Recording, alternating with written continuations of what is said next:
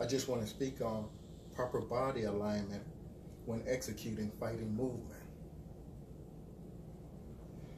The reason why you want the alignment to be correct is so that you can generate as much power as you can for whatever strike that you're trying to execute.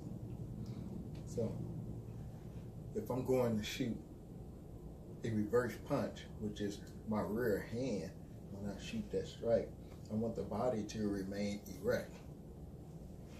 And then I want to turn it. So the upper body would turn, starting with the legs that initiate that turn. So as I initiate that turn, this heel would come up. It would pivot. I'm pivoting on the ball of the foot. And that weight transfer to my lead foot. But at the same time, the upper body will remain erect.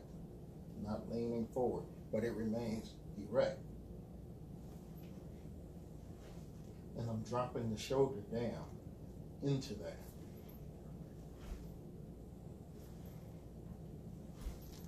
So this is the type of alignment that I want.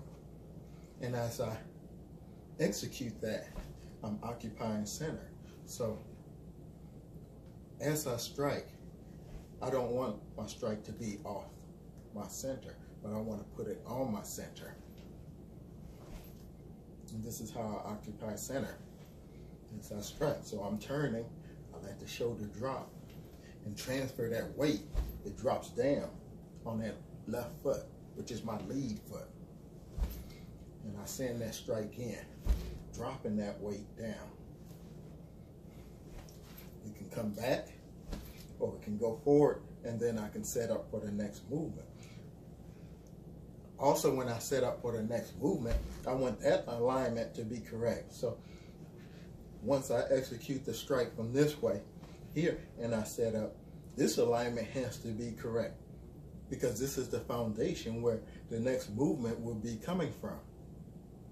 So I want that foundation to be as secure as possible. And that way, when I send the next strike, I can generate power from it. So I have a movement coming from here, then I step and I shoot it from here. And as I shoot that strike, this is another foundation. And it's another transferring of the weight. But as I transfer it, I still want my upper body to be aligned. I don't want to lean, which would cause me to go off balance. But I want to shoot that and be on line. So even though I'm sending a strike that way, after I strike, if my opponent's still in front of me, that's where I'm going to focus at, on my opponent that's in front of me. So I occupy center this way. Here, when I send the next strike, I'm still occupying center because the strike is still on my center line. So here, I occupy the center. And then every time I strike, I'm always setting up for the next strike that I'm going to deliver. Unless there's a reason for me to have to get out of there. If I have to get out, then I reset. I shift back or at an angle, and then I reset and prepare to engage again. Even when I'm shifting, the angle of my body or the position of my body still has to be correct. So even as I shift, I still want to keep the body erect. Now there are times where you may shift and have to dip back because the strike is coming. But you do that when it's necessary. But if there is no strike coming at the head, then you can just shift back and then prepare to engage again. Same way if an attack is coming to the body, as I shift back, I may have to move the body. So as I move the body and I'm shifting the body out of the way, when an attack comes, it allows me to still be that much closer because of where my feet is, but the body is moving out. And then I can come back and engage. Whereas if I use my feet and don't shift the body out of the way, then I'll have to move back a little bit further, which puts me further out of range, which will take more time for me to engage again. So sometimes I may move just enough to where as I move back, I shift the body, or I shift this way and I'm checking here, but my feet doesn't have to move that far back. And once a person is attacking, they're closing that range. So when I go to engage, I can just take a small step forward, or may not even have to step forward, and then I start countering, returning the fire as soon as they deliver theirs.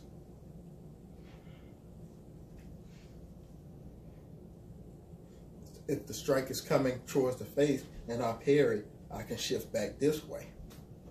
And when I shift back, I use the foot, the rear foot, and I shift. Or I may use the hand, and I'll bring the hand up. But anytime when I do this, I'm looking for an opening. So as I shift back, I'm looking for an opening so I can get engaged and come right back on her.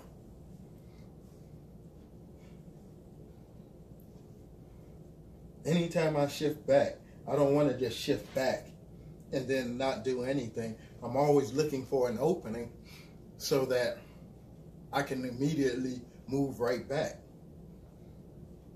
Because all the time, you may not be able to hold your ground and just stop everything that's coming. You know, block everything and counter from where you're at.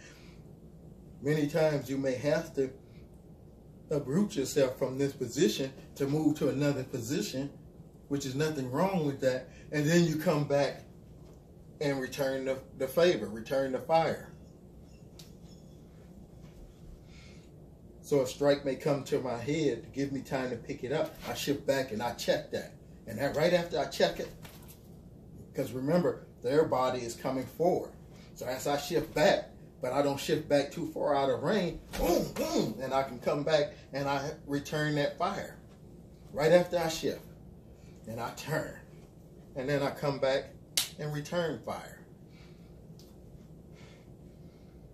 Same way if the attack is coming towards the body. It could be a kick and I shift back.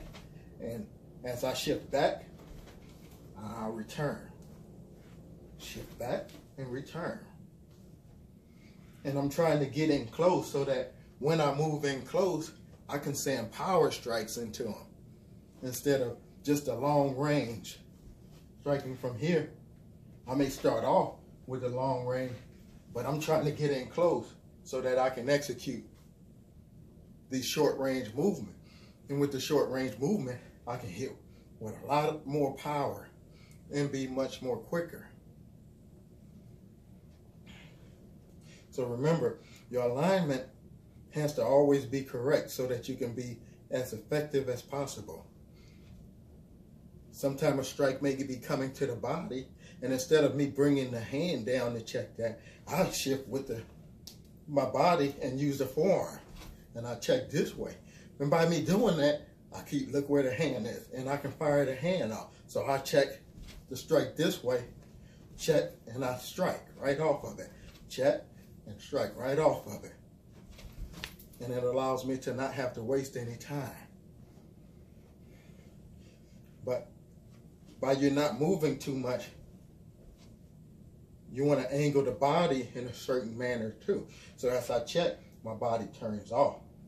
When the strike comes, once it hits the arm, it can go past, but it won't hit the body because you're knocking it off path where it goes this way, and you angle your body, but you keep the hand in position to where you can continue.